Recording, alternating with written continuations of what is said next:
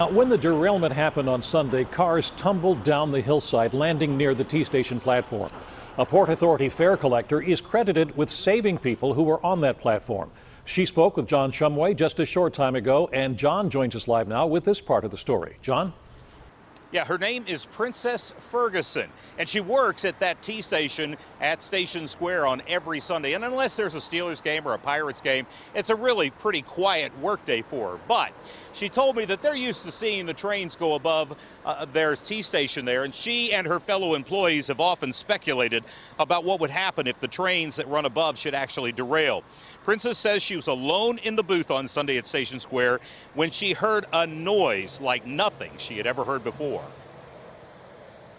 I looked out the window to my right and I seen like dust, a whole bunch of dust coming from over top of the hill. And I'm like, what in the world's going on? As soon as I looked forward back onto my platform, I seen the trains coming over the hillside.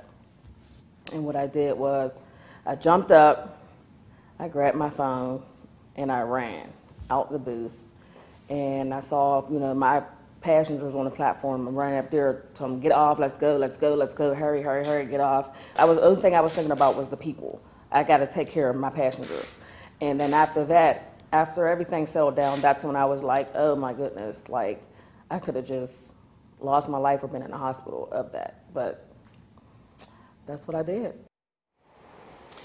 Yeah, and it's important to note that when she came out of that booth, and the derailment is literally happening as we speak at this point, she turned and ran towards the derailment and towards the passengers who were on that platform. There were two on one side, one on the other, and made sure that they were going to safety, and then turned and herself got off of that platform.